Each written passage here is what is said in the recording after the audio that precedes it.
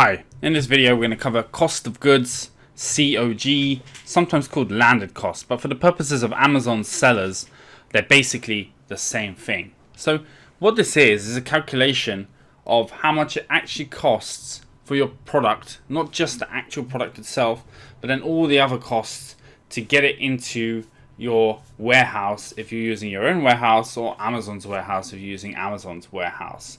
Why do you need to know this? Well, how much profit are you making if you don't know your cost of goods? You don't know, basically.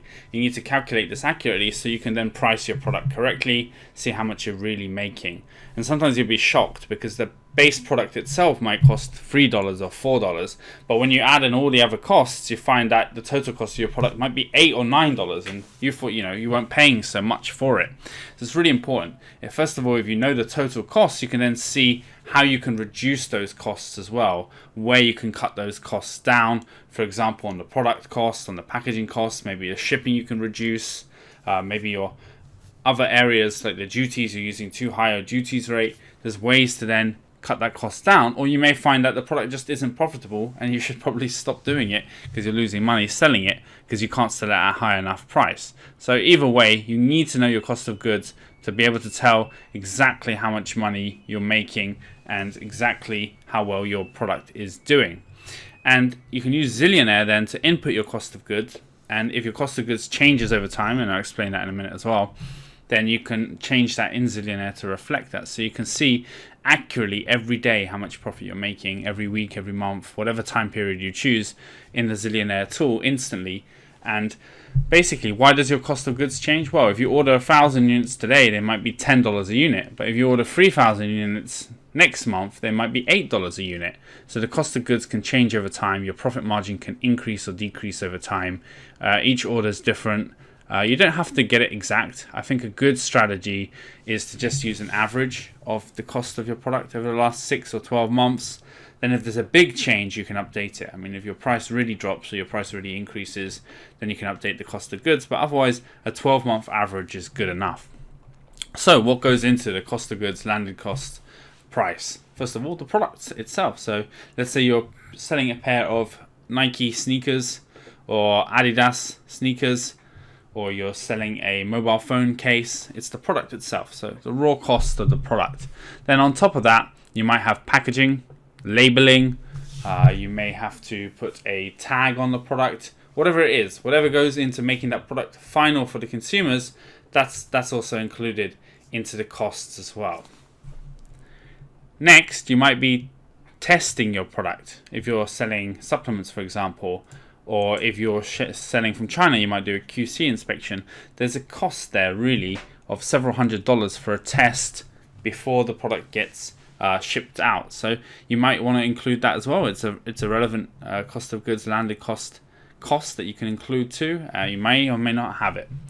Next up is shipping. So everything to do with shipping the product from the factory supplier location to your final warehouse before going to your customer, you want to include that too. And with that, there may be lots of different duties, taxes, and other things too that you want to include as well. So you want to include all your import duties, any special taxes that apply, any other additional costs to do with the shipping too. For example, some freight forwarders will force you to buy insurance for the shipment.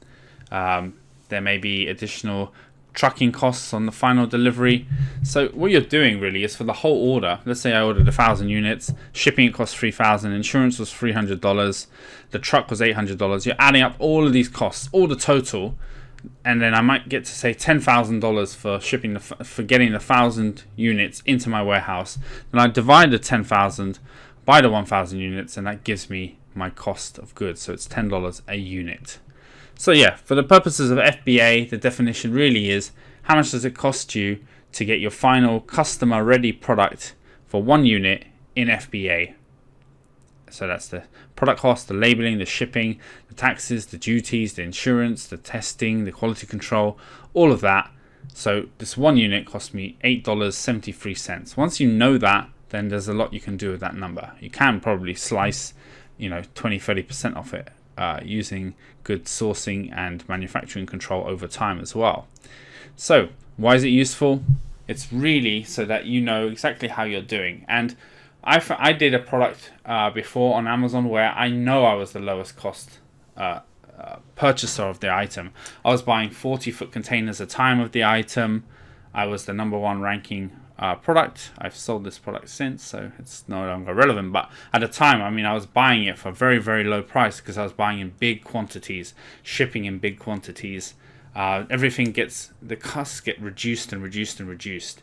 And that's a really useful exercise, is find out if you bought twice as much stock from your supplier, how would that affect your costs? I mean, if it ends up going from $8 a unit down to $6 a unit, but you bought twice as much, your cash, your spending is not quite twice as much, but then your profit margin increases, your RI increases, everything.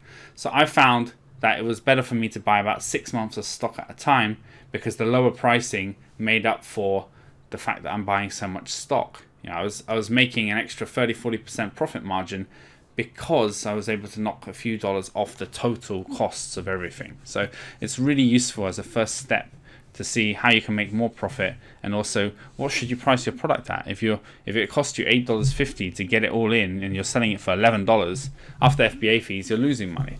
And that's where a tool like Zillionaire will come in and help you, because it'll actually calculate your real profit on every product. Thank you.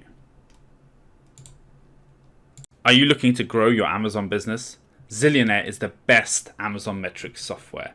It has dozens of great features, including real-time profit and loss, inventory management, Amazon PPC ad optimization, custom dashboards, and much, much more. Head on over to zillionaire.com and sign up today. The link is in the description below.